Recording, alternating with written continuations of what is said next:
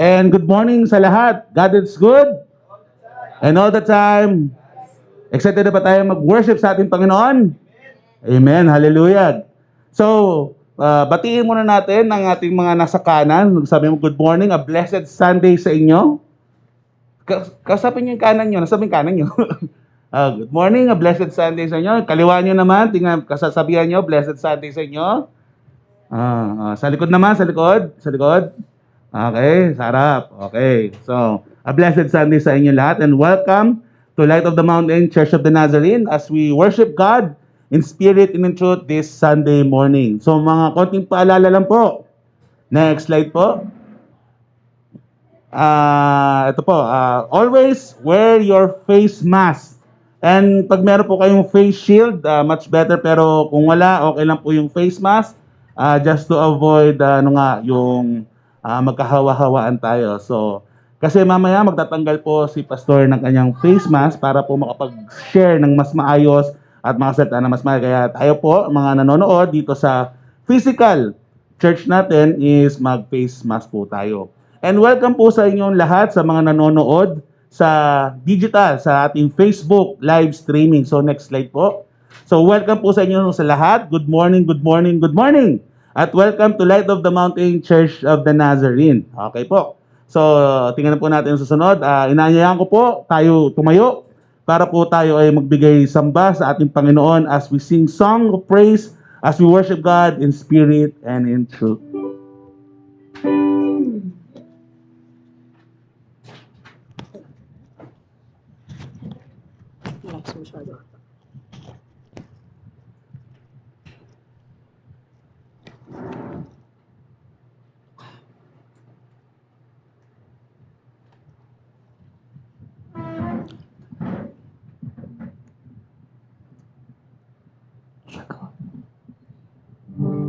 All right. Good morning, everyone. Come on, give me an attitude. Good morning, everyone. One. Buhay pala kayo. All right. So, the first song that we're gonna sing is with Breakcore Dancing. So, galaw-galaw muna tayo. Kasi 4 years na yung church, pero I have never seen us, or at least, like dancing or sway. Parang napaka-conservative nyo lahat. Conservative tayo. I mean, that includes me, of course. But this time is an exception, okay? All right, so let's sing.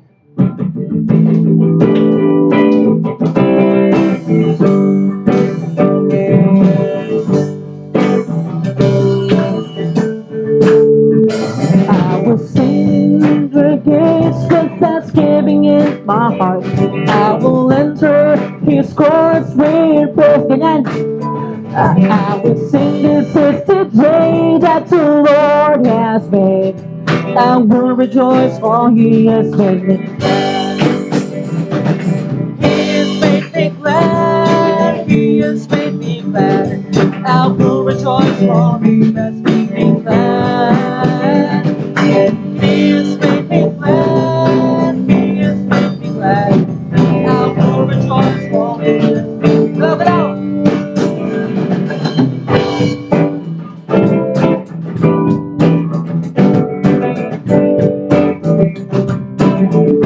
I will enter his gates with thanksgiving in my heart. I will enter his courts with praise. I will sing, this is the day that the Lord has made. I will rejoice, for he has made me glad. He has made me glad. He has made me glad. I will rejoice, for he has made me glad. He has made me glad. He has made me glad. I will rejoice, for he has made me glad. I will rejoice, for he has made me glad.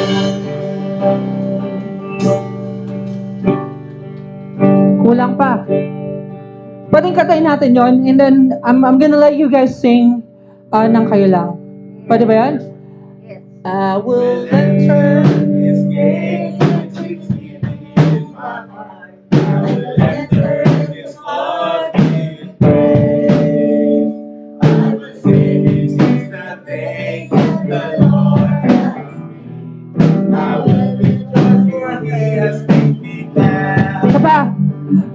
will enter His gates with thanksgiving in my heart. I will enter His courts with praise. I will sing in the day that the Lord has made. I will rejoice for He has made me glad. I will rejoice for He has made me glad. I will rejoice for He has made me glad. Alright, thank you everyone.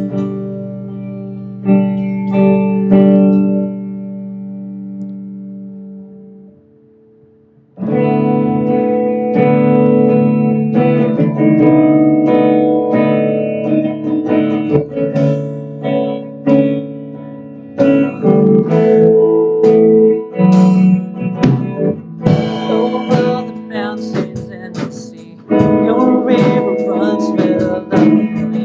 And I will open up my heart and let you listen. I'm happy to be in this room, and I will sing for I will always sing of when your love came down.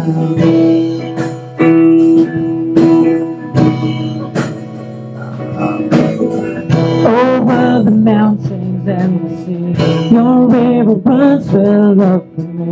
And I will open up my heart and let the healer set me free. I'm happy to be in the truth, and I will daily live praise. For I will always sing of when your love came down.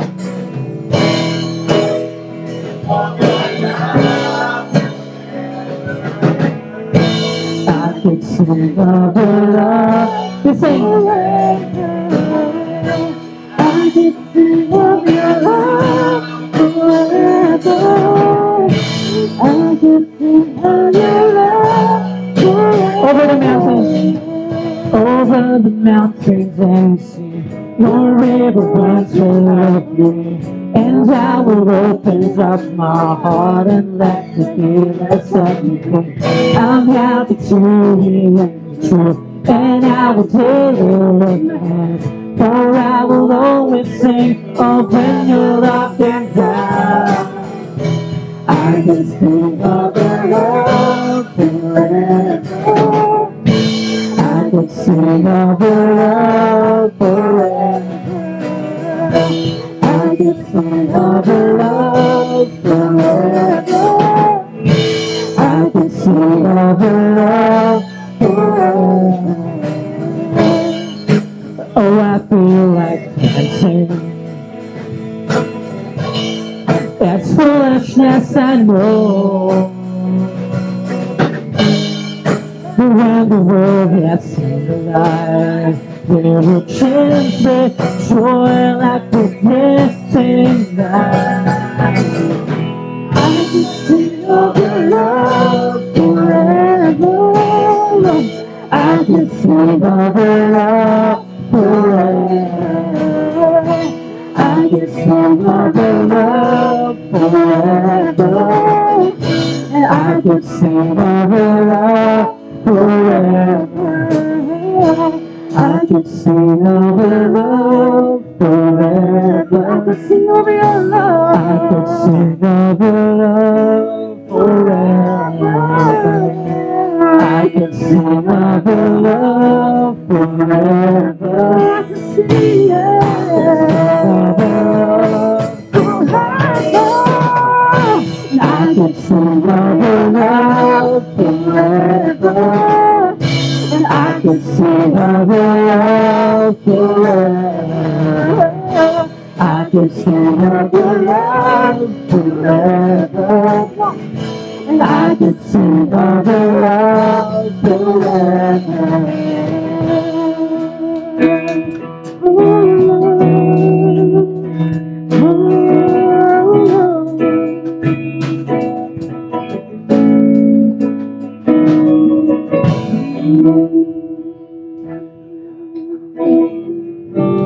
Right, the next song speaks volumes about God's faithfulness to every one of us. Kasi, I mean,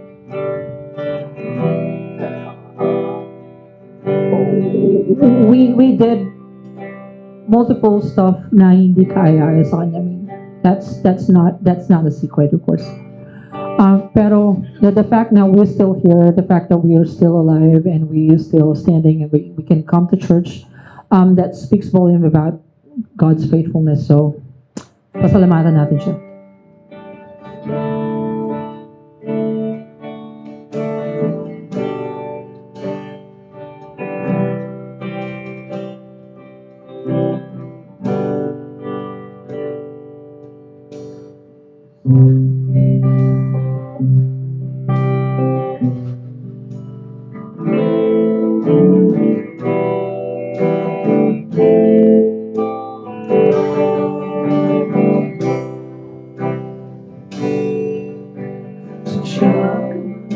Kay buti ng ating Panginoon, magtatuwag sa habang panahon. Malinis sa kabila at may pagkukulang, biyaya ay patuloy na laan. Tulad ng tulad ng pagsilap ng tindong araw, patuloy siyang nagbibigay ng lang. Kaya sa puso ko ng hangin, katapat ay aking pupurihin. Dakilat tao kapag tunay, magmula pa sa ugat ng aming lahi. Buhay magulo man, buhay magulo man, maaasahan kang lagi, maging hanggang wakas itong buhay. Kaya, O Diyos, ika'y aking pupurihin. Sa buong mundo ating awitin, dakilang iyong katapatan, pag-ibig mo walang hanggan. Dakilang ka,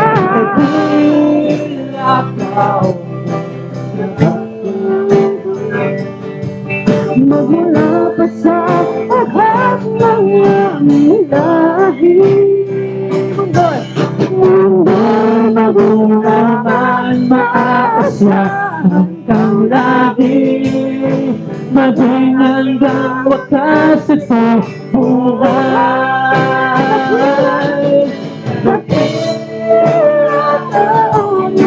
Sa habang panahon, natapatuloy sa bawat hihati, sa bawat hihati, tagumpay man ay naroon. Saluhin ang pag-asa kung kailan ay hinahon. Pag-ibig ko'y alay sa'kin noon hanggang ngayon. Dakilat ka, oh Diyos. Let's pray it. Dakilat ka, oh Diyos, sa habang panahon. Magmula ka sa kapay naming lahi. Mundo'y magunaw man, mundo'y magunaw man, maaasahan kang lagi, maging hanggang wakas itong buhay.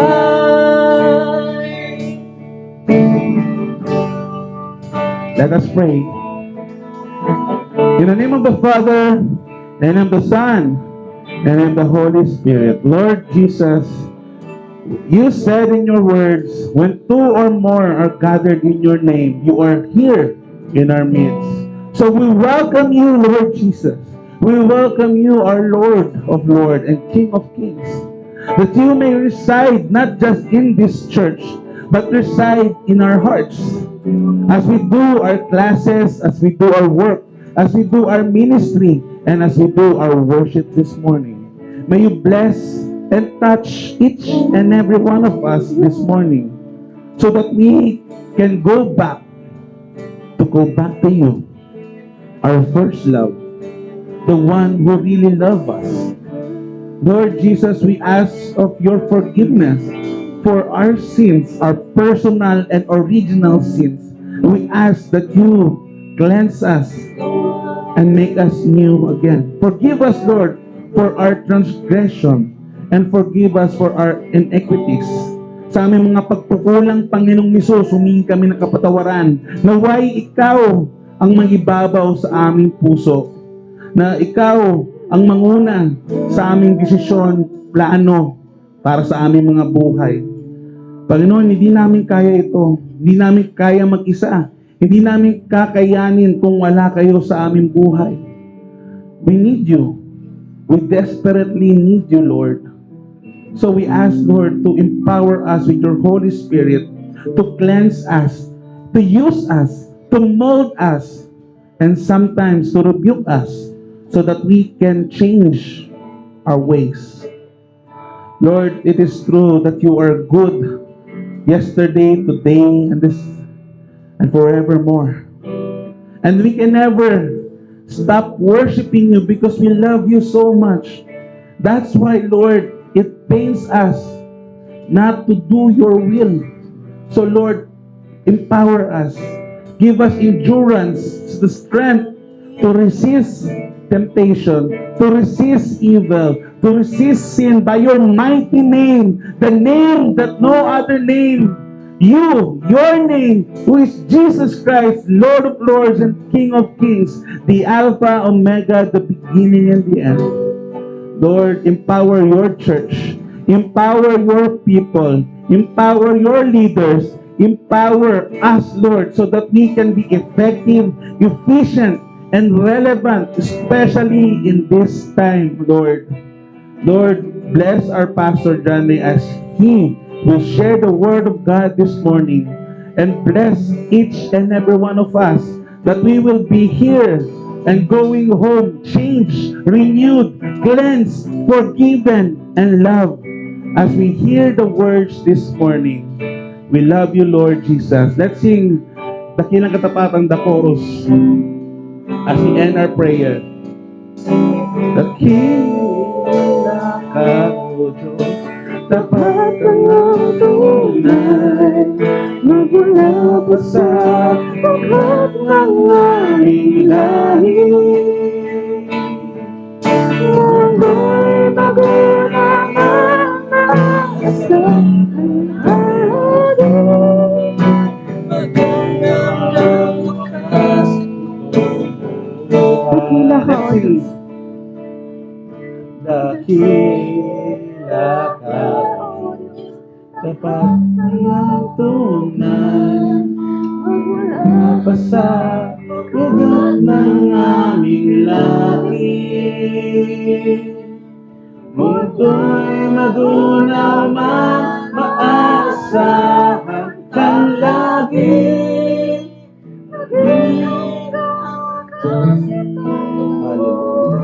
In the name of the Father, in the name of the Son, in the name of the Holy Spirit, in Jesus' name we pray. Amen and amen. Hallelujah. Let us remain standing as we read the word of the Lord, our scripture reading.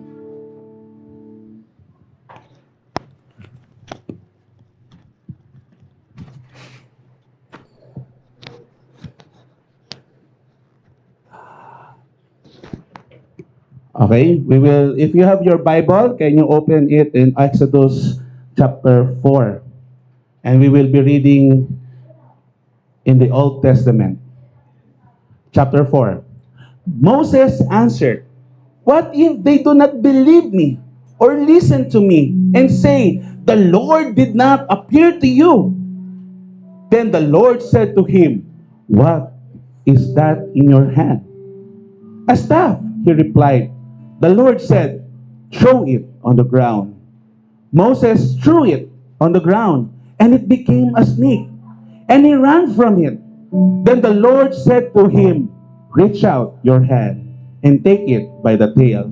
So Moses reached out and took hold of the snake, and it turned back into a staff in his hand. "This," said the Lord, "is so that they may believe that the Lord, the God of their father, the God of Abraham, the God of Isaac, and the God of Jacob, has appeared to you." Then the Lord said, "Put your hand inside your cloak." So Moses put his hand into his cloak, and when he took it out, the skin was leprous. It became as white as snow. "Now put it back into your cloak," he said. So Moses put his hand back into his cloak, and when he took it out, it was restored like the rest of his flesh. Then the Lord said, "If they do not believe you or pay attention to the first sight, they may believe the second. But if they do not believe these two signs or listen to you, take some water from the Nile and pour it on the dry ground. The water you take from the river will become blood on the ground." Moses said to the Lord, "Pardon your servant, Lord. I have never been eloquent, neither in the past nor since you have spoken your servant. I am slow of speech and tongue." The Lord said to him, "Who gave human beings their mouth? Who made them deaf or mute? Who gives them sight or make them blind? Is it not I, the Lord? Now go, I will help you speak and will teach you what to say." But Moses said, "Pardon your servant, Lord. Please send someone else." Then the Lord's anger burned against Moses, and he said, "What about your brother Aaron, the Levite? I know he can speak well. He is already on his way to meet you, and he will be glad to see you. You shall speak to him and put words in his mouth. I will help you, both of you. Speak, and will teach you what to do. He will speak to the people for you, and it will be as if he were your mouth, and as if you were God to him. But take this staff in your hand so you can perform the sights with it." Then Moses went back to Jethro, his father-in-law, and said to him, "Let me return to my own people in Egypt to see if any of them are still alive." Jethro said, "Go, and I wish you well." Now the Lord had said to Moses in Midian, "Go back to Egypt, for all those who wanted to kill you are dead." So Moses took his wife and sons, put them on a donkey, and started back to Egypt. And he took the staff of God in his hand. The Lord said to Moses, "When you return to Egypt, see that you perform before Pharaoh all the wonders I have given you the power to do. But I will harden his heart so that he will not let the people go. Then say to Pharaoh, 'This is what the Lord says: Israel is my firstborn son. And I told you, let my son go so he may worship me. But you refuse to let him go, so I will kill your firstborn son.' At a lodging place on the way, the Lord met Moses and was about to kill him. But Zipporah took a flint knife, cut off her son's foreskin, and touched Moses' feet with it. 'Surely you are the bridegroom of blood to me,' she said. So the Lord let him alone. At that time, she said, 'bridegrooms of blood,' referring to circumcision. The Lord said to Aaron, 'Go into the wilderness to meet Moses.' So he met Moses at the mountain of God and kissed him. Then Moses told Aaron everything the Lord has sent him to say, and also about all the signs he had commanded him to perform. Moses and Aaron brought together all the elders of the Israelites And Aaron told them everything the Lord has said to Moses. He also performed the sights before the people. And they believed. And when they heard that the Lord was concerned about them and had seen their misery, they bowed down and worshiped. That is the word of the Lord. Thanks be to God. You may now sit down.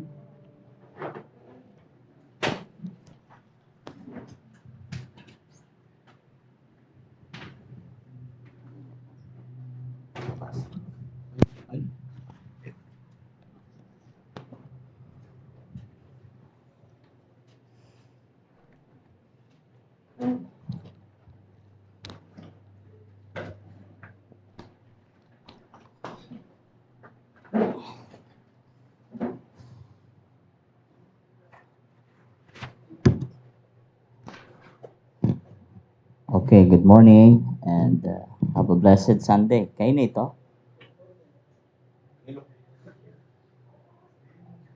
Mababayros ito pag... Okay. All right, thank you for the reading of the scripture. Medyo mahirap, no? Okay. So, we go on with our lesson, no? Ito ay Exodus. Nasa series 4 na tayo. Pero we'll begin doon sa verse 1 hanggang 17 lang. And the next Sunday will be the half of the 4th chapter. So, let's go back, no, to refresh some of the highlights doon sa story, no? It was the story of God's deliverance from His people to slavery. At doon ay, alam naman natin na ang nais ng Panginoon ay mapabuti ang mga Israelites. And kaya lang, nandun sila sa challenges ng lugar kung saan nasubok ang kanilang pananampalataya.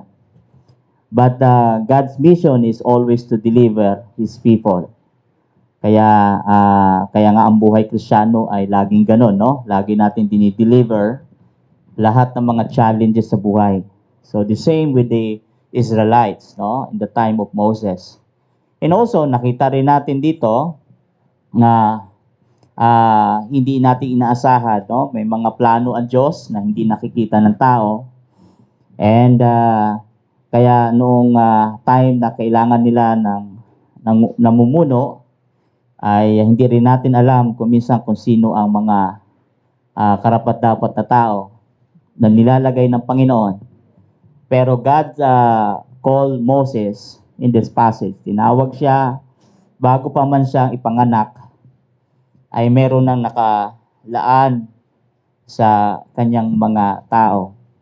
No? And after tawagin of course, nung tinawag si Moses, makita rin natin na ang Diyos ay gumawa na, no? Kumilos sa kanyang mga anak, no? Ipinapakita na ang kamay ng Diyos o ang biyaya ng Diyos ay patunay na gumagalaw sa tao. At gaya nga ng sinabi ko na ang Diyos ay pumili at dito ipinanganak si Moses sa isang chapter 2 kung saan siya isinilang. At nakita nyo naman ang story. He was saved by the Hebronites, and so Moses became leader. And also makita mo rin na dahil sa isang burning bush, Moses was commissioned by God. I called it arresting Moses, no? In the burning bush. At dahil doon, inaffirm yung kanyang calling. It was called by God. Our God is holy. And so, by that, nakita rin natin kung paano ginabayan si Moses sa kanyang journey. At pagiging leader niya, God was with him. And then the other things is God giving the assignment to Moses. At ang assignment na ito ay ang kanyang pamumuno, how to lead the people. At lahat po tayo ay pag tinawag ng Diyos may mga assign ang Panginoon para sa atin, no? Kung saan tayo tinatawag. And then, andito rin how God convinced Moses, no? Na gawin at i-accomplish yung plano ng Diyos. And then we understand also that we are human being na hindi natin kayang nalalaman ang lahat, and we are limited to the knowledge of God. But eventually, God helped him and to make him believe, no, that God is with him. May mga question dito, no? Kung ang Diyos did not appear to you, what will happen? What will you do? Kung ang Panginoon po ay wala, halimbawa ngayon, no? May mga questions sa Christianity na nasaan ang Panginoon kapag corrupted ang ating bansa, no? Nasaan ang mga Panginoon dahil nagkaroon tayo ng pandemic? Why God allows those things, no? So, nasaan siya? Nasaan yung tinatawag niyang sovereignty, yung kapangyarihan niya to make move, no? Yun ang mga tanong. And so, the point here is ang trabaho ng Panginoon is hindi sa pamamagitan ng ating lakas, no? It is the strength of God. It is the work of God, not our strength. Ganun po yan, no? So, here, ipinakita ng Panginoon ang mga himala kay Moses para ma-overcome niya yung kanyang kahinaan, no? And that's why, repeatedly, Moses was challenged, no? Then, ang tanong ko ay ganito, no? Sa konteksto ni Moses, anong gagawin mo, no? What do you have? Ano bang meron kay Moses, no? That he is entitled to be a leader in those times. Kumbaga sa konteksto natin, ano bang meron tayo na pwedeng gamitin ng Panginoon? Kasi hindi naman lahat tayo ay kagaya ng presidente, no? Ni Digong Duterte. Si Digong, iba naman ang kanyang kakayanan, no? And maybe Duterte was used to manage a nation na pangmalakihan. Ngayon, anong difference nyo kay Duterte? Of course, we are different because he is the president and we are just ordinary people. Tama ba? Pero ang tanong ay, ang ordinary people ba napapansin? O meron ka bang maitutulong? Kasi parang ang point of view, para bang bahala na lang ang mga tao na nandyan, no? Sila naman ang mayroong kapangyarihan. And so, pero ang point of view as a human being, tayo po ay kabahagi ng ating ng plano ng Panginoon, no? Hindi po pwede na sila lang. Kailangan everybody is involved. Lahat po tayo ay mayroong gagampanan na katungkulan sa buhay. At lahat po tayo ay gagamitin ng Panginoon, maliit man o sa malaki o sa anong bagay na meron ka. Tama ba? And that is so very important that people acknowledge that kind of idea na lahat pa tayo ay merong kanya-kanyang kaparaanan that God can use, okay, sa ating buhay.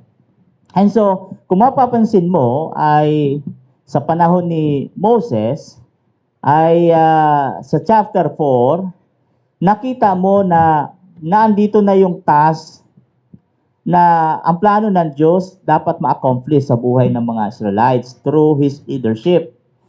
The question is, para bang hindi pa alam ni Moses ang gagawin, no? Sa kanyang pagiging leader. And so, na-challenge siya ngayon sa verse 4. Kaya nga, ang titignan nyo sa verse 4, ay meron diyang sa verse 1, in our introduction, ang sabi ni Moses dito, what if they do not believe or listen to me and say, the Lord did not appear to you? Then the Lord said to him, what is that in your hand? No?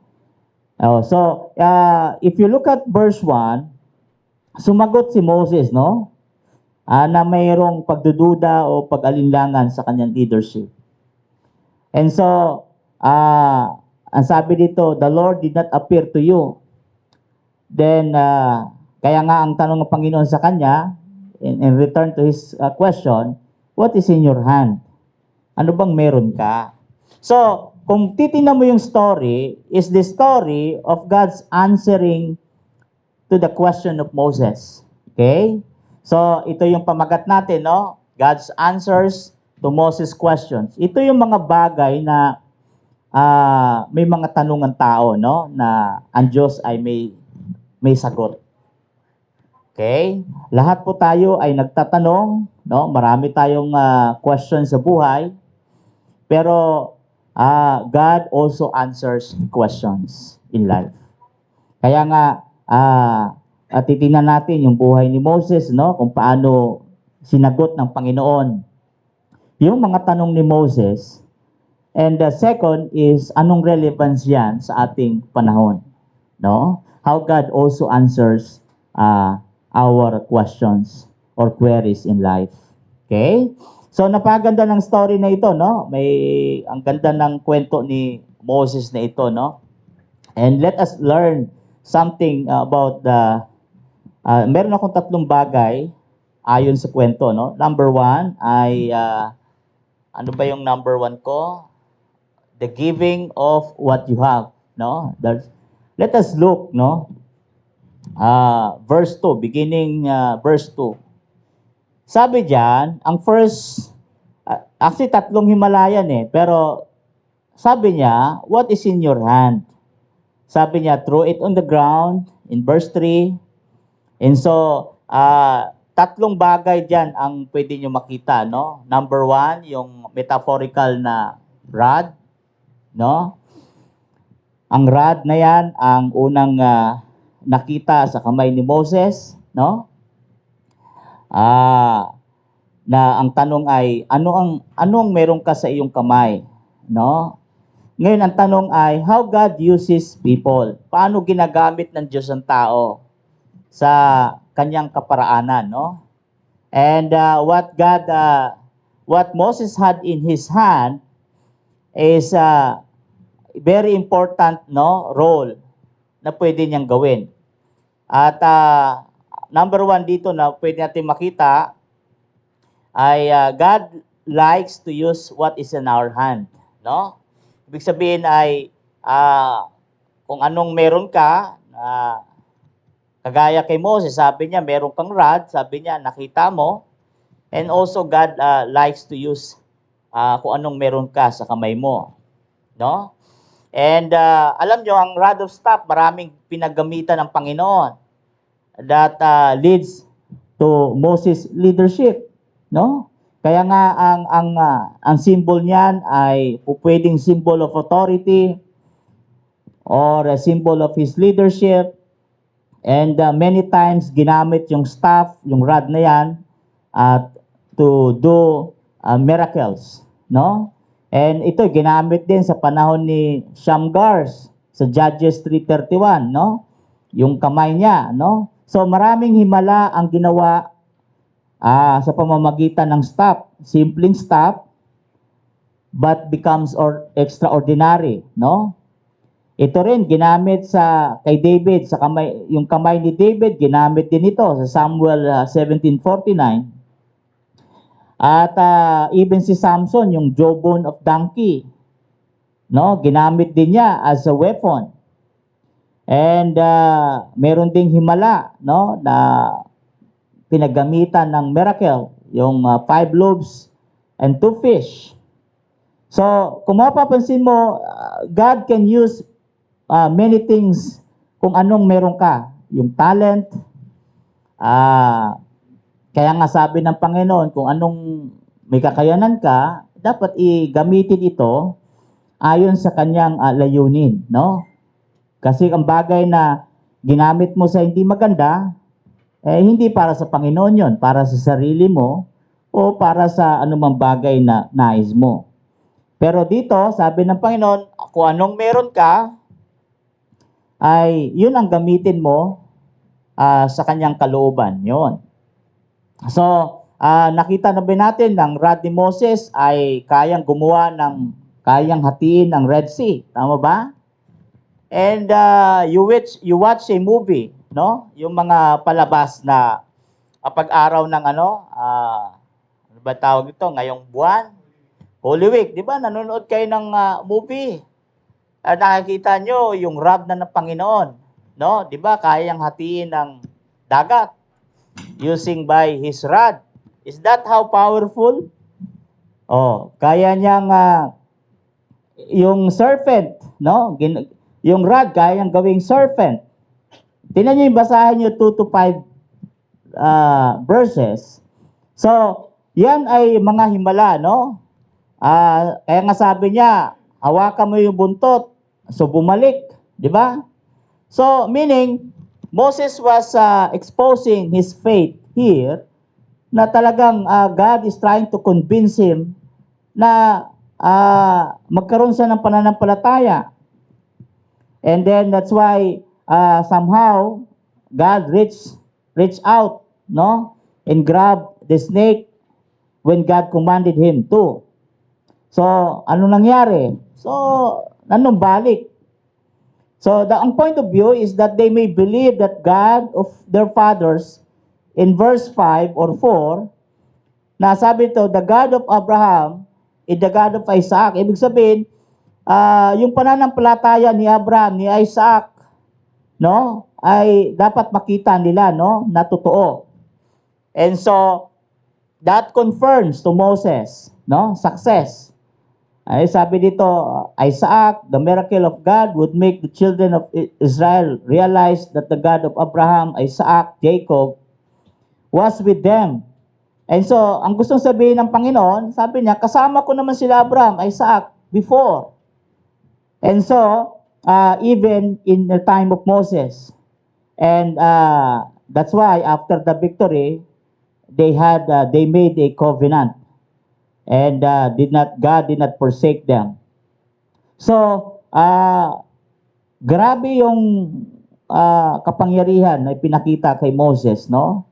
And that one miracle is, I think, enough to show to Moses what God can do. Okay?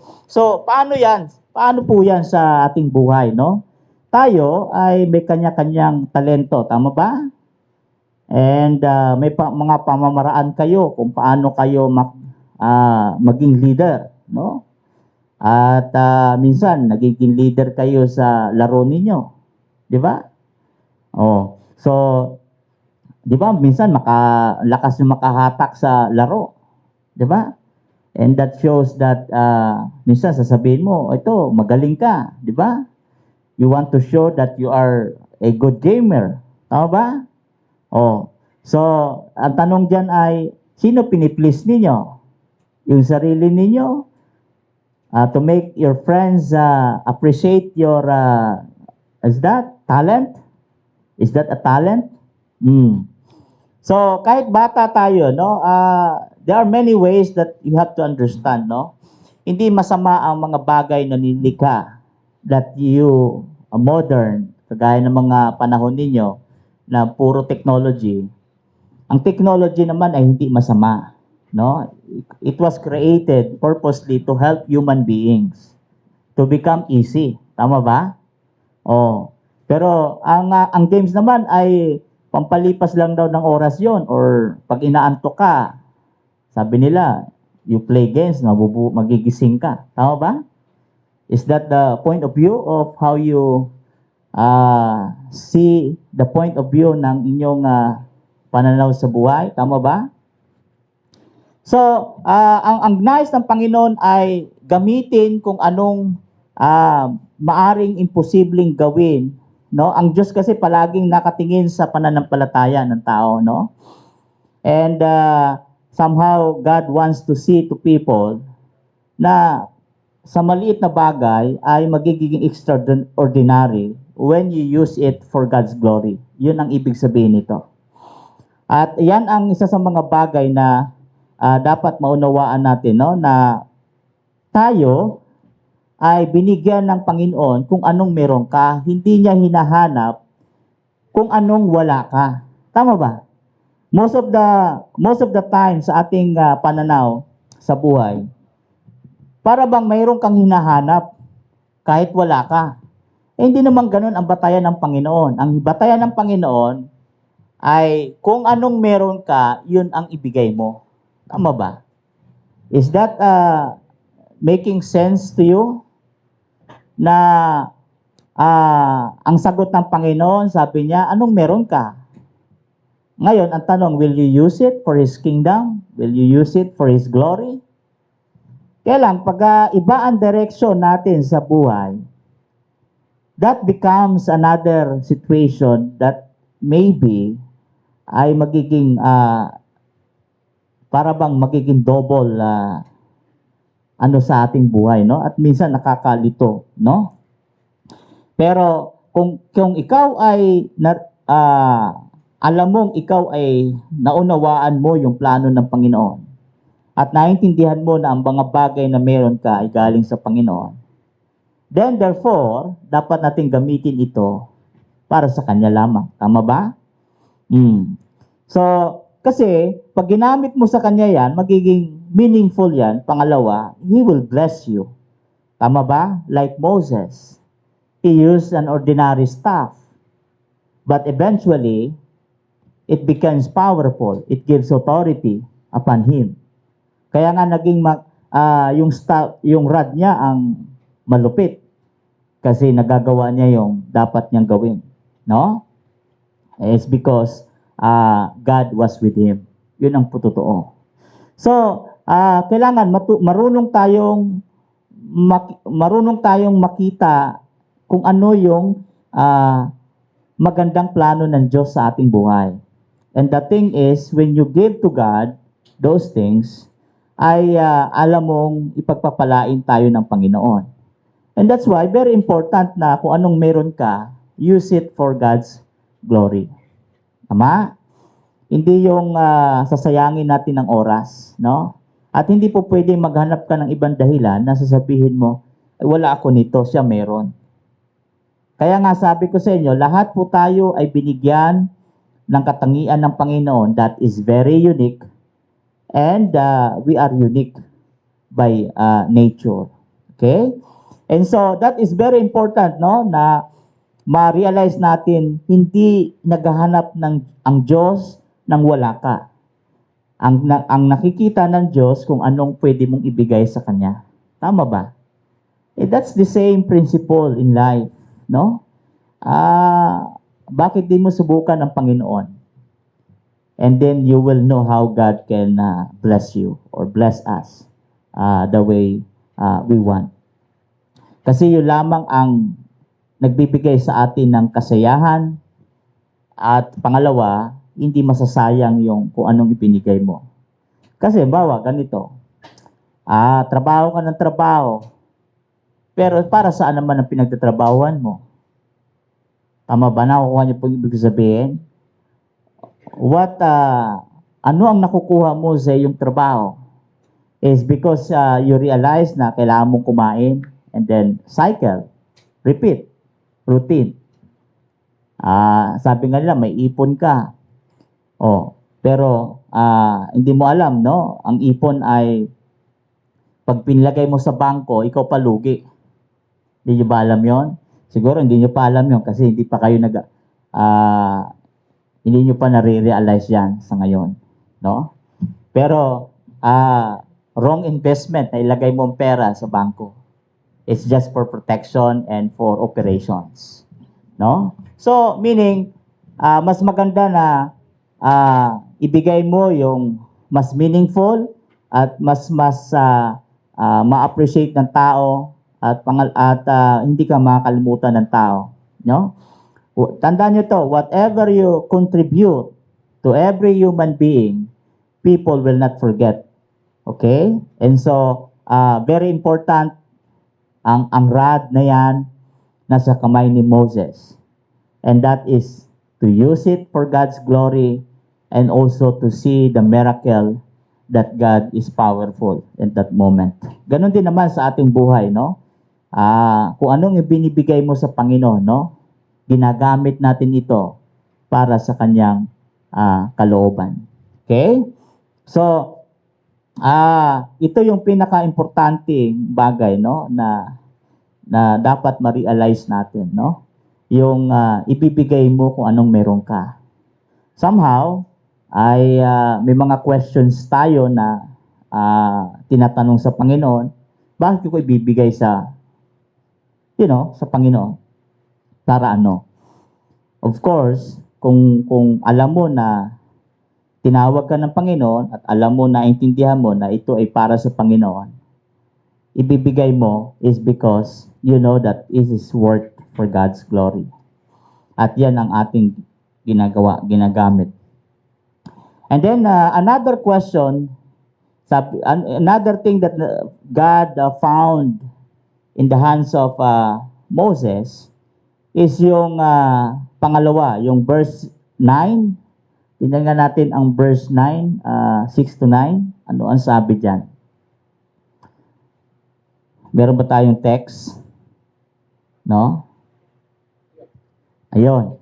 Sabi ng Panginoon, no?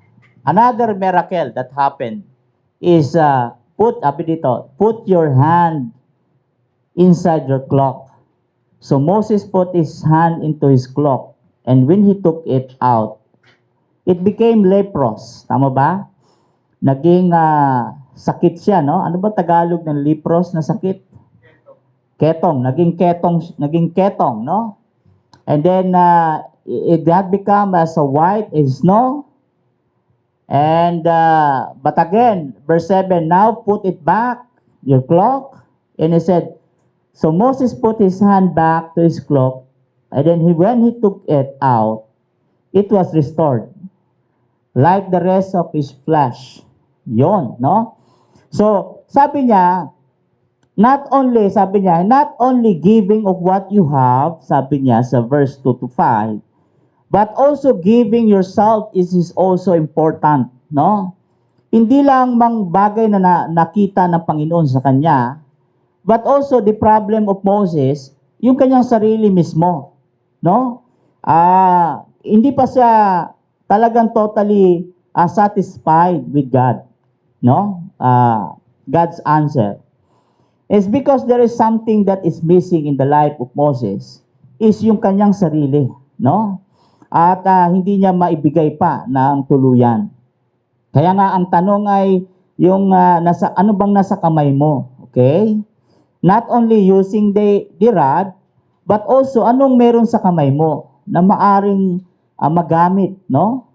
And that is very important, no? That we can see in this passage. Tingnan natin, verse 6. Oh. So, ang nangyari ay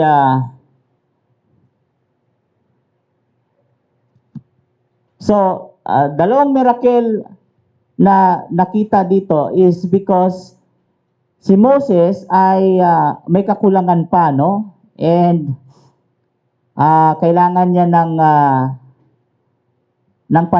pagsunod. Kulang pa si Moses sa pagsunod, no? And that is one thing that he cannot comply because hindi pa niya binibigay yung kanyang sarili. Sa nakikita ko dito sa passage. And I think in verse 6-9 is the second miracle speaking to himself, no? Kung ano ang pwede niyang, kung anong hindi niya naibigay yung kanyang sarili sa konteksto na ito. And so, giving yourself, I guess, is the most profound and very important. Kaya nga sa pagtawag ng Panginoon, it is very necessary na ang ating buhay ay ibigay din natin sa Panginoon. And that is very important, no? Kasi ang number one na pwedeng mangyari, pag binigay mo ang sarili mo sa Panginoon, number one is your obedience. Tama ba? Because Moses, para bang hindi pa niya talaga maintindihan, kaya nahihirapan siyang sumunod. It's because he himself is away, no? Kaya that's why sa pagtawag sa kanya ay dito niya na-realize, kaya nga nung nakita niya yung clock, something that became something that hindi natin nakita yung importance ng kapangyarihan ng Panginoon. At kaya nga sabi ko sa inyo, pagka tayo ay binigay natin ang sarili sa Panginoon, may pagbabagong mangyayari sa buhay natin. Tama ba? And that is very important. Is the transformation happens in our life. And so Moses, nung makita niya ito, ay ito yung bagay na na-realize niya kanyang sarili, no? Na kailangan ibigay niya yung kanyang sarili sa Panginoon. And I think it has to do with our life as well. Kaya minsan hindi tayo makagawa ng tuloy-tuloy sa ating Panginoon is because somehow hindi pa natin talaga naunawaan, no? And that's very important na tayo ay magbago sa harapan ng Panginoon. At yan ang kailangan natin mga tao para tayo ay lumago at sumunod sa nais ng Panginoon. And I think obedience and faithfulness is also important in our life. Ang problema, hindi tayo sumusunod kasi iniisip natin ang ating sarili. And so, I think to understand is to understand giving yourself is a great blessing and obedience follows. Ay ngayon, sa panahon ngayon ng ating kalagayan, no, ang hirap sumunod ng tao. Sabi niyang di ba, ang AITF or ang police, hirap na hirap sabi maglagay ng mask, pero makita mo pa rin sa labas, may mga tao pa rin hindi sumusuot ng mask. Ay ngayon, lumalaki ang bilang ng COVID. No? Sinabi na ngang mapanganib ang COVID, pero ang tigas pa rin ng tao. Kasi nga, ayaw magpasakop. Ayaw sumunod. So, that's the problem. No?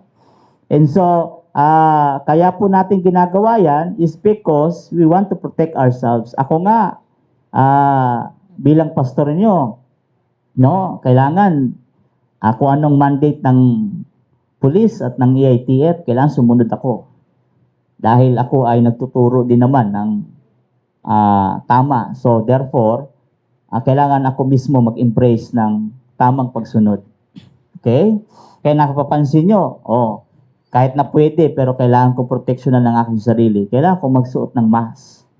It's somehow making myself obedience to the protocol given to us. It's not because tinatanggal ang freedom mo, but because it is because of our protection. And so I guess, mas madaling sumunod, mas magaling pagpapalain ng Panginoon. Yun ang pinaka-essence nito.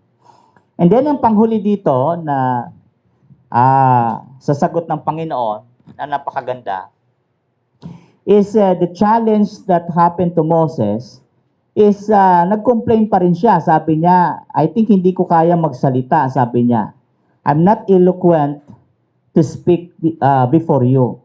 And so, that queries ay medyo hindi naging okay, no? Kasi kung yung dalawang miracles na yan is been experienced na nakita niya mismo, I think that is enough.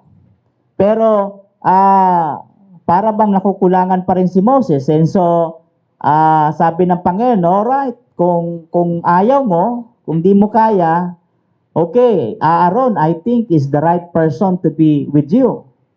No? At kung minsan naman, totoo naman, hindi naman tayo nag-iisa, kailangan may kasama, tama ba?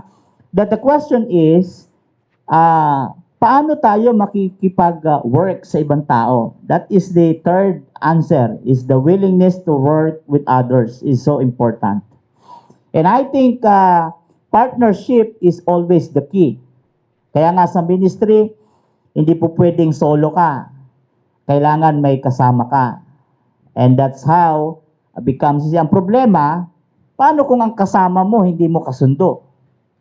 Will you participate? Will you work with him? Yun ang naman ang tanong doon eh. Di ba? Kung gusto nating mapaganda, mapagaan ang ating trabaho, kailangan natin ng kasama. Is that correct?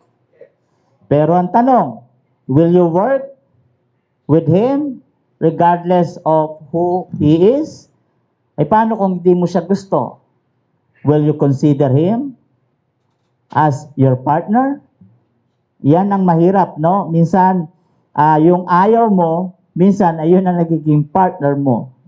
Is that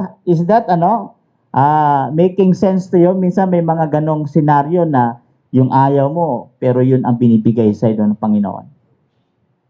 Tama ba? Marami akong experience niyan, no? Na ayaw ko sa makasama, ngunit siya pa rin ang binibigay sa akin. And so, it's really difficult to work, no? Pero, sabi ni Moses, okay, Aaron is a good person. He can speak before you. So, tinan mo ang verse 10 and 6, no?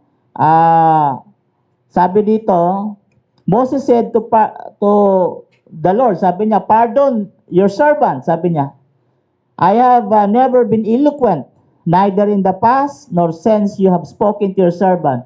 Sabi pa niya, I'm slow of speech and in tongue, sabi niya. Sabi niya,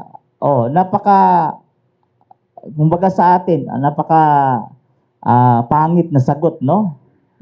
Kasi binigay na ng Panginoon ang dapat, pero may problema pa rin siya, no? So, tingnan natin, no? Sabi ng Panginoon, anong sagot ng Panginoon kay Moses? Sabi niya, I'm slow to speech and slow to tongue. So, alam naman natin, no? Ang situation ay those years of eloquence in Egypt ended, alam natin, 40 years ito eh. And the complaint was not in defective, but inability to take the command of Hebrew in Egypt. So, meaning to say, sabi ng Panginoon, who made the man's mouth? Yun lang man tanong ng Panginoon sa kanya, sino ang gumawa ng man's mouth? Sabi niya. So, the same question, no? Sabi niya, who has made man's mouth? Who makes them mute, deaf, seeing, or blind? So, this is the questions, no? Patunay na ang Diyos ang pinaglilingkuran niya. Patunay na ang Diyos ay makapangyarihan. And so, ito ang kailangan na maintindihan ni Moses, no? But again, we will understand Moses sa salitang bagay na may kakulangan. At totoo naman na lahat tayo ay may kahinaan. Tama ba? At that's why ang partner mo ay magiging magpupuna ng iyong kahinaan. So, somehow God will give you a partner in our life, no? Kung sino ba may boyfriend and girlfriend, somehow looking at that is a good partner. Tanong mo ay, siya ba ang magandang kapartner mo sa buhay? So, who will be, ang tanong kay, who will be your Aaron in life? No? Sino ba ang Aaron sa buhay ninyo? Whatever your weakness, remember, God will put something on you. At yun ang magiging katuwang ng nating buhay. At very important na ang point dito, ang pinaka-key dito ay yung willingness mo to work with other people. Kailangan yan ay maintindihan mo, no? Na kailangan you have to accept who they are. At ikaw mismo ay marunong din tumanggap. Okay? And so, to work and to become victorious is kailangan natin ng kasama sa buhay, no? So, that is so important, lalo na sa ating pananaw, sa ating relasyon sa Panginoon. And so, yan ang mga bagay na maaari nating tingnan, no? Na kailangan natin ng tamang tao. Napansin nyo ang tatlong metaphorical na ginamit ng Panginoon, ang rod at ang hand, yung rod niya at yung kamay niya, and then also the partner in your ministry. It's so important na kakayanin natin because we have somebody who can help us. So, ang tanong ko ay, to make it relevant and challenging in our life, ay, nagdududa din ba kayo sa ginagawa ng Diyos? Is there any chances in your life that you doubt God? Okay? Yun ang challenge dyan eh. May pagkakataon ba na pinagdududahan nyo ang Diyos? May pagkakataon ba na para bang ang ministry ko, nothing happens? Para bang meron ba kayong mga tanong na nagiging pangit sa inyong pananaw? It's because it did not work in your life? Halimbawa, nagkakaproblema ang church. So, ano ngayon ang mangyayari? Halimbawa, may nawala sa ating members. So, will you consider that as a big problem? So, kailangan ba is because nothing worked? And so the answer is we need to stop? Is that how you respond? So, ang tanong lagi ng Panginoon sa inyo, anong meron kayo? What do you have that you can show and also offer to the Lord? Hindi hinahanap ng Diyos yung wala sa inyo. Wala siyang pwedeng, ang Panginoon, walang tinitingnan ng bagay na wala kayo. Kahit naman ako, bakit ko hahanapin ng wala ka? Kung anong meron ka, yun ang pwede kong i-utilize. Tama ba? Paano kung hindi nag-work sa inyo ang church? Is that a question? Paano kung na-discourage kayo sa kasama nyo? Will you consider that as irrelevant? Paano kung ayaw na mag-work? Sasabihin mo, I will stop and also go to another church? Sa tingin nyo ba matatakasan natin yon? So, may point talaga sa ministry, sa church, at sa mga tao na it points in a life na maaari kang magduda. Bakit? Kasi ang point of view, parang hindi nang bubunga or para bang walang nangyayari in real life. Pero ang tanong dyan ay, ano ba ang pananaw mo sa buhay na maari ay puna ng Panginoon? Yan. So, ito ay questions na may kinalaman sa ating buhay, no? Na talagang maari ay kuminsan nangungulit tayo, no? Kuminsan ay marami tayong mga tanong, no? And as you see the life of Moses, sinagot ng Panginoon yung pangangailangan ni Moses. Tama ba? Based on what, kung anong meron siya. Tama ba? Hindi sa bagay na wala siya. Kaya wag yun ang hahanapin ang wala. Ang palagi nyo hahanapin anong meron ka. Is that correct? Is that make sense to you? Because Moses found and realized na meron pala siyang rod. At meron siyang kamay. At meron siyang kasamang si Aaron. Tama ba? Napansin nyo ba na meron din kayong rod? Meron din ba kayong kamay? Meron din ba kayong Aaron? Aaron can be your partner. So do you consider Aaron? Meron bang Aaron sa inyo? Okay. So God is not asking what you have. Or God is asking what you have, not what you had, no? Hindi dahil meron ka. Tandaan nyo, no?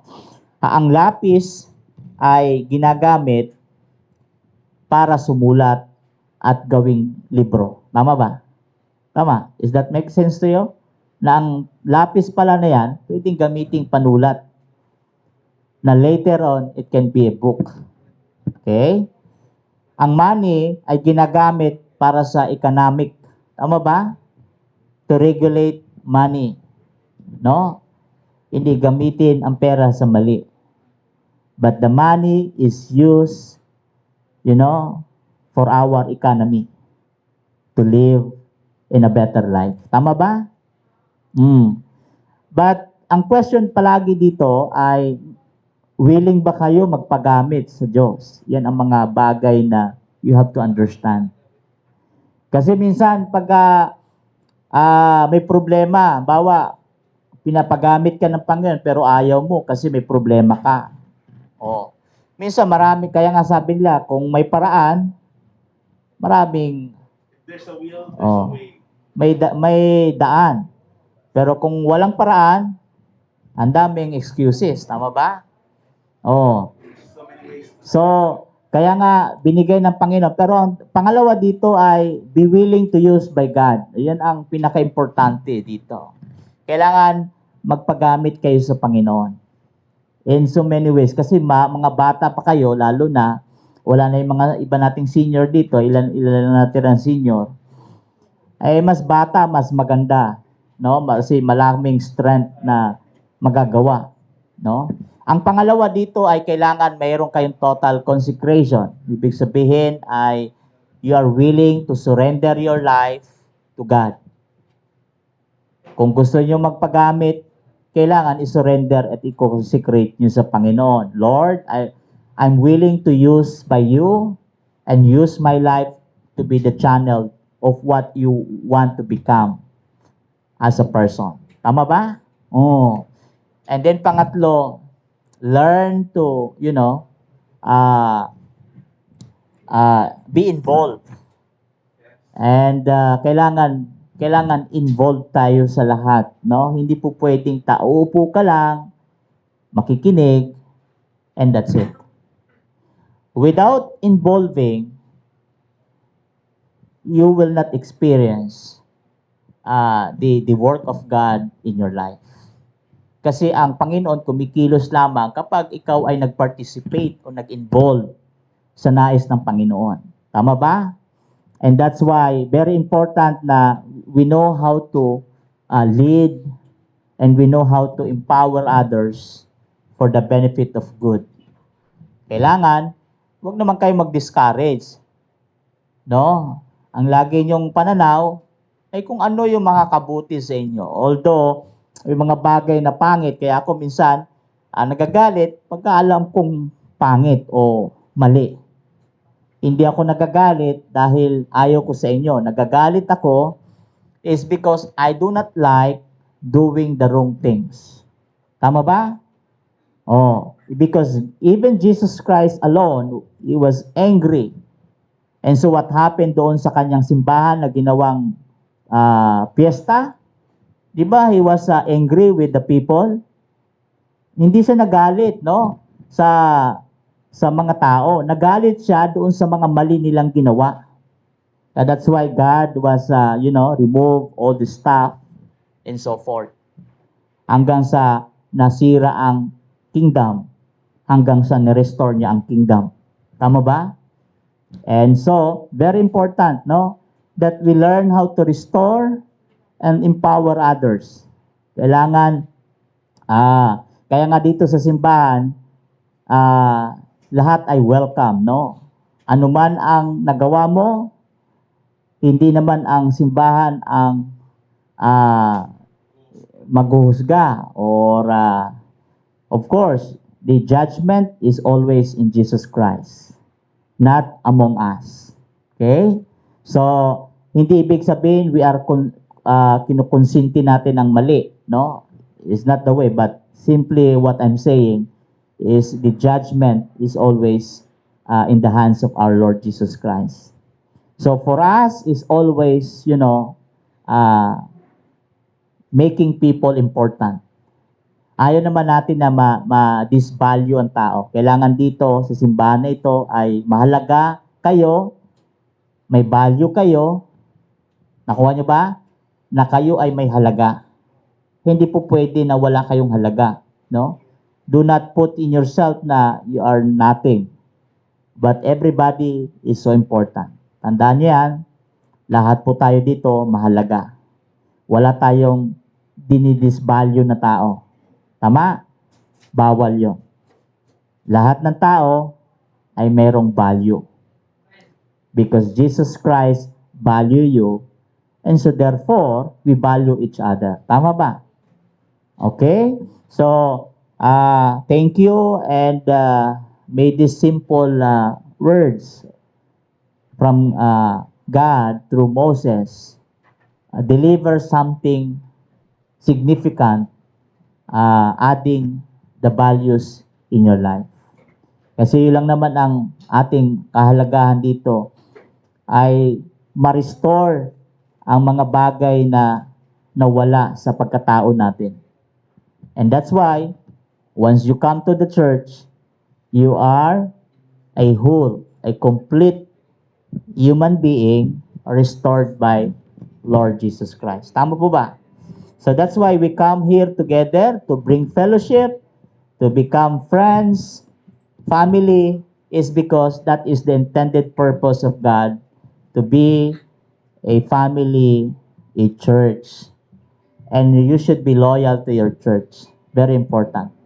Because the church, I'm saying, the church is always, where you are, the local church, is your identity.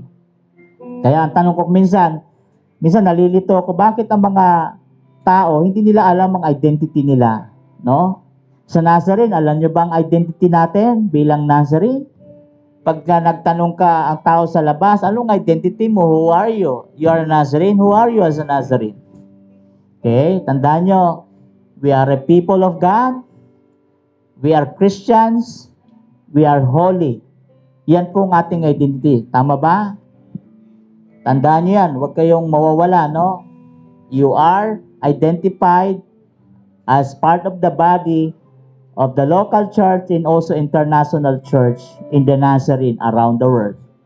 And we are a people of God, we are a Christians, we are a holy people. Tandaan yan. Yan tayong, yan ang ating identity as a church. Okay? So thank you, and may the Lord bless you today, and may the message of God use for our souls today. Okay, as we end our worship, let us sing the response song. Keep it pass.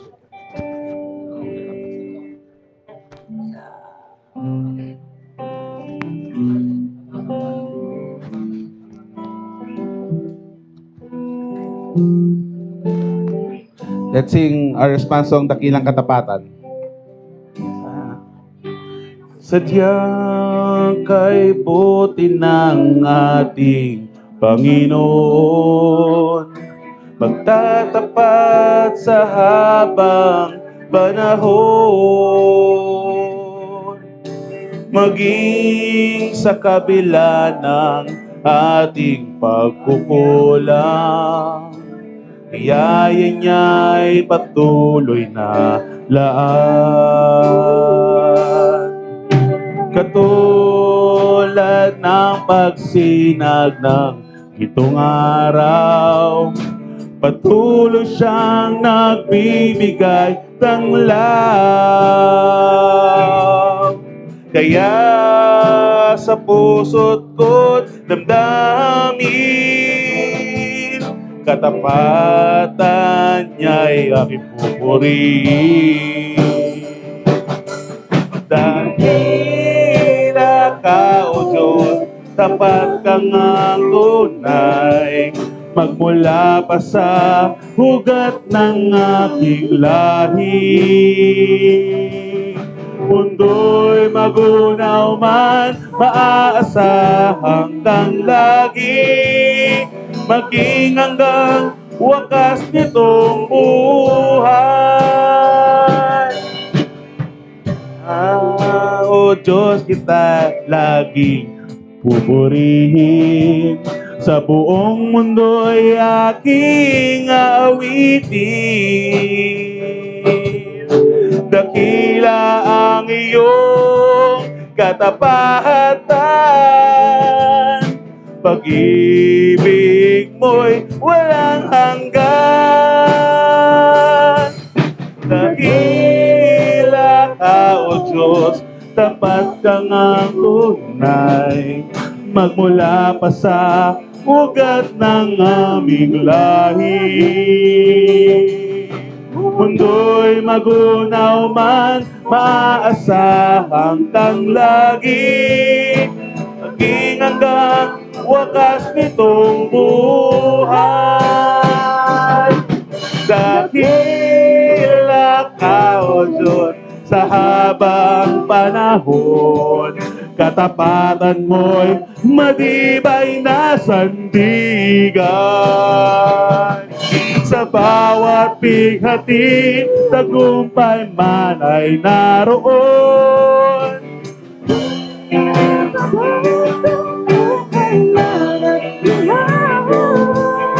Pag-ibig mo'y alay sa amin noon hanggang ngayon. Dakila ka, O Diyos.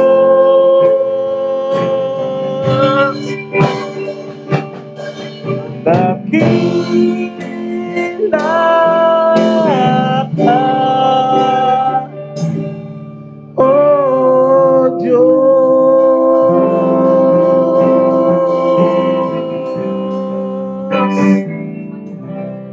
Ang taas. Okay. Maraming salamat, Pastor Johnny, for that wonderful message, and I hope naalala natin at mapamumuhay natin ang mga natutunan natin ngayong umaga na to. What's in your hand? Kung anong meron ka, huwag mo ipagdamot sa Panginoon. Paggamit ka and see how God will work into your life, how He will guide you dun sa final destination natin. And may I ask Roberto to get our tithes and offering as we sing our song, Give Thanks. Give thanks with a grateful heart. Give thanks to the Holy One.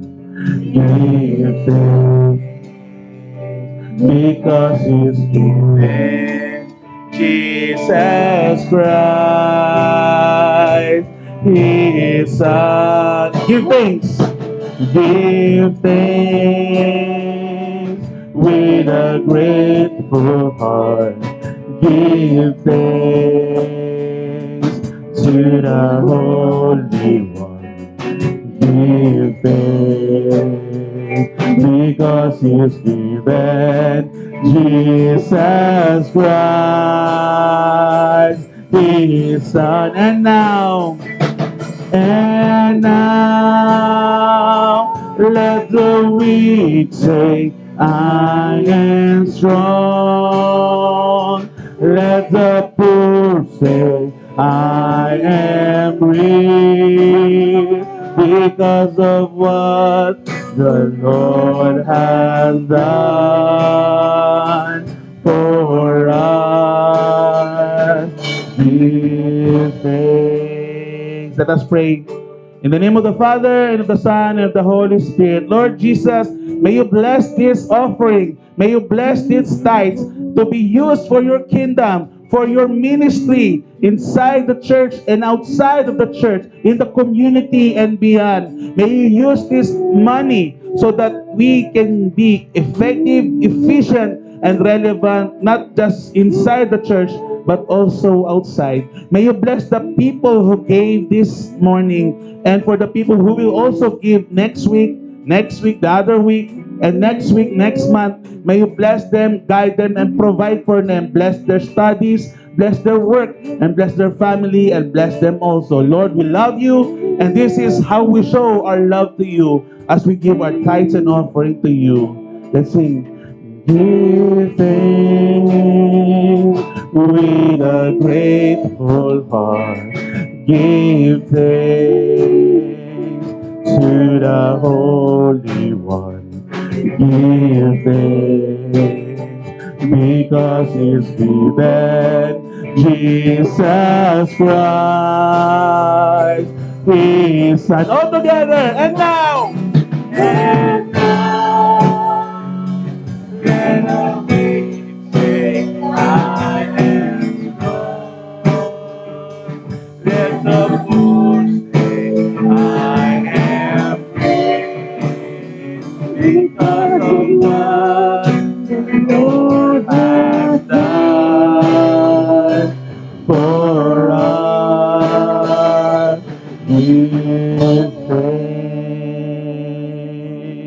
God is good! All the time. And all the time. God is good. Hallelujah. Let's go to our events. So every Wednesday po via Google Meet, every 7 p.m. po ay meron tayong digital prayer meeting. So pwede po kayong mag-send ng inyong mga prayer requests via messenger or via text messages or pwede nyo ibigay this afternoon or this after service para po mapag-pray natin kayo every Wednesday at saka syempre sa aming mga prayer time. So, hindi lang po Wednesday yan, kundi everyday po yan na pag-pray natin. So, if you have any prayer request, prayer concern, wag po kayong mahiya, message us or talk to us or give us a text, a call para po mapag-pray namin kayo. Especially every Wednesday, kung makasama namin kayo sa ating digital prayer meeting every Wednesday at 7 p.m. via Google Meet, much better po. Next po. NYI service po, wala po tayong NYI service last Saturday. Dahil po sa kami nag-celebrate ng birthday ng chikiting namin, si Cassie, baby Cassie, anak nila ng kapatid ni Faye. Ay ganun din ng birthday ni kapatid din ni Faye. At magbe-birthday din yung nanay ni Faye. So wala kami nung Saturday dahil po doon. And next Saturday, this Saturday, wala rin po tayo. Kasi po meron tayong music workshop. At Saturday noon, I think 10 o'clock usapan noon. 10 o'clock a.m. po. So sa mga gustong matuto, lalong lumalim sa ministry in worship, sa pamagitan ng pagtugtog, you can join us dito sa ating simbahan. Saturday po yan na 27. I think 27. Para po sa seminar na yon. Next po, every Sunday po meron tayong digital at physical worship service na ginaganap dito sa atin. Ang digital po natin is via FB Live at later in the evening or the afternoon para sa YouTube po. Nakapost po yan. And for the people na nandito, maraming salamat po for worshiping with us this morning. Palakpakan niyo yung sarili niyo, di ba? Sa dami ng problema, nandito tayo. Ibig sabihin na may plano ang Panginoon sa atin. You are not here by a mistake. Hindi yan nagkataon lang, hindi yan aksidente. But there's a reason why you are here this Sunday. At alamin natin kung ano yung reason nun. Sabi nga ni Pastor, be partakers of the ministry, hindi lang nakaupo. So welcome na welcome kayo sa ministry natin. Siyempre, kasama pa rin yung protocol ng ating ITF. Basta yung government. Yun na yun. Next po. Yan po. On April 4, 2021 po ang ating Family Day sa Puso-Puso. But there's a sad news dahil po naglabas ang government o yung nagbibigay ng protocol. Pag-uusapan po namin later this afternoon, siguro working lunch, kung paano mangyari because po may bawal daw sumamang mga minor de edad. Ano yung minor de edad? 18 years old below. 17 years old below. Bawal daw pong sumama. Pero pag-usapan natin yan kung anong mangyayari. So, malalaman nyo lang po yan before mag-April or before next week. Before next week or next week. Before next week or next week. Wala nang battery. So, yun. Okay. So, Family Day po. Pag-pray nyo po, sana makasama tayo lahat. Kasi nga hindi lang naman underage ang mapag-ano natin ang ating mga ministry at mga family day. Because marami tayong games. Sayang lang kung konti lang kayo, kung dalawa lang kayo, tatlo lang kayo. Wala, wag na. Pag-pray po natin para makasama tayo lahat. Next po. Happy birthday sa ating March celebrant. Siyempre, March 6, si Mami Feli. Palakpakan po natin sila. At kahit na, parte pa rin sila ng pamilya natin. So, happy birthday kay Nanay Flor or Teacher Flor. Palakpakan po natin, March 16 po siya. And siyempre, si Nanay Rose, March 28. Ay, sorry. March 6 po si Teacher Mimi or si Nanay Mimi. Happy birthday pa. So let's sing happy birthday.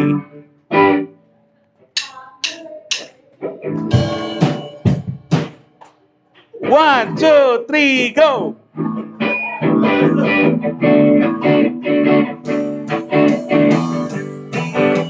One, two, three. Happy birthday to you. Happy birthday to you. Happy birthday, happy birthday, happy birthday to Tagalog. Maligayang bati, maligayang bati, maligayang bati. Alright. Maraming salamat po. Next po. Next Sunday po ay i-require na po natin lahat mag-face mask at mag-face shield. So, wag niyo pong kalimutan yung face shield nyo, yung face mask nyo po. Siguro yung mga speaker lang, naka-face shield siguro next time para yun lang makarinig ng maayos sa mic. But for all of us, dahil po sa ng ating district superintendent na si Reverend Ryan Cardinal, kailangan daw po natin mag-face mask at mag-face shield throughout the service. So, naka-aircon naman tayo, so buti na lang. So, hindi tayo papawisan. Pero, for the safety lang naman to. So, again, sabi ni Pastor, it's not taking away your freedom, but it is for us, for our safety sake. So, yan po ang mangyayari sa atin next Sunday and the next Sunday before. And for ito po yung curfew para po sa mga minor de edad. Huwag niyo pong kalimutan, although City of Manila yan, parte pa rin tayo ng Metro Manila. So, curfew po is for minors is 8 p.m. to 5 a.m. and for the adults po is 10 p.m. to 5 a.m. Huwag niyo pong kakalimutan yan. Again, face mask, face shield po next Sunday. And for our outing or family day, pag-usapan po namin yan this afternoon. So sa mga kasama nating bago, welcome kayong sumali sa amin. Kung papayagan, kung 17 years old below kayo, pasensyahan na lang muna. Pero kung 18, for sure, kasama na kayo. Pero pag-usapan namin, para po makasama tayo lahat. At least makasama tayo lahat. Kung hindi talaga pwede, we have to follow the protocol for the safety of our church and for your safety as well. So, okay. Kung wala na po, Pastor, mayroon po kayo additional announcement?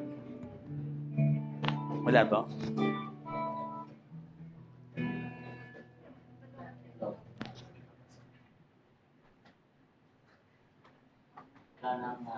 Power ang ating mic, no?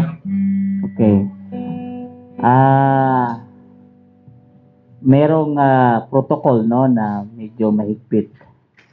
Ay hindi na kayo pinapayagan mga minors lumabas ng bahay, no? You are discouraged to go outside. Pero titingnan ko pa kung ano ang consideration. Kausapin ko muna ang barangay at saka kung kayo ay pwede. Sa March, may pag-aasa pa naman kayo dahil ang outing ay April 4 naman. So ang protocol ay hanggang end of March. So there will be changes. There will be changes sa sa April. So pwede pa rin. Ang kino-consider natin ngayon ay yung worship, kung pwede pa kayo makasama ng mga minors. So hindi ko pa binabasa ang galing sa district kung ano yon. Titingnan ko pa. Pangalawa, papaalam ko pa muna sa ating kapitan kung allowed tayo o hindi. I have to meet our kapitan also for that. Kailangan ko muna konsultahin ang ating barangay, no?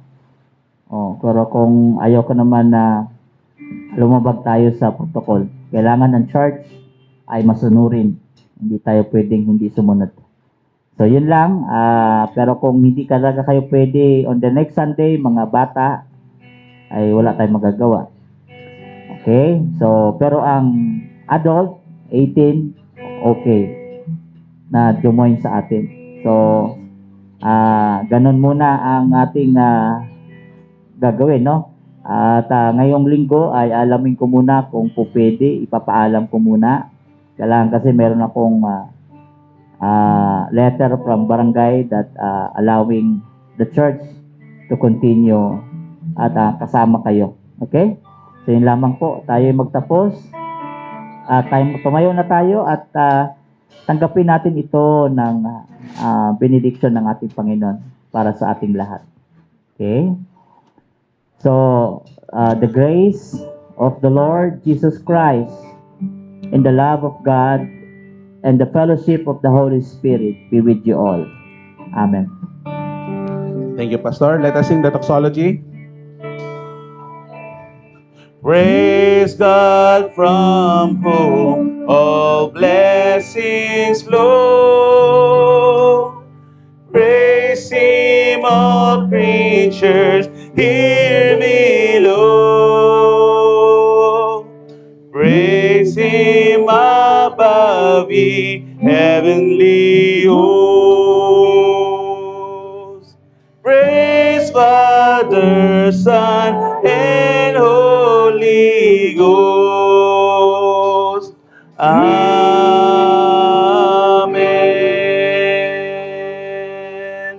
Let's sing Welcome to the Family.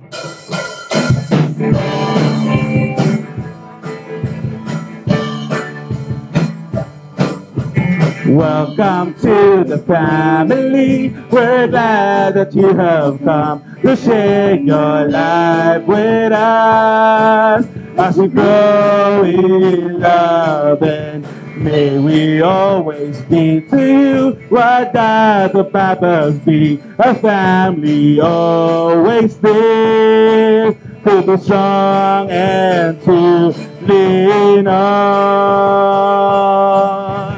They will learn to love it further, more than you explain. They will learn to love it live, and everything is mine. They will learn to love it give, and keep it happy going. They will learn to be A true family.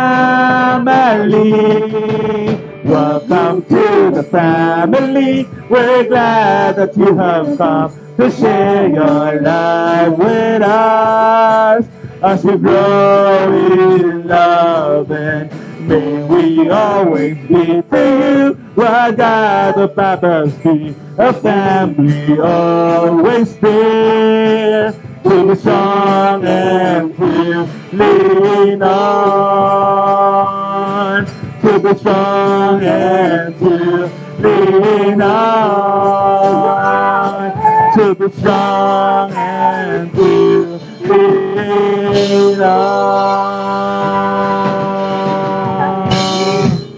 Ay, maraming salamat po. This is Light of the Mountain Church of the Nazarene. God bless you po, and see you next Sunday. Bye. alright. God bless everyone.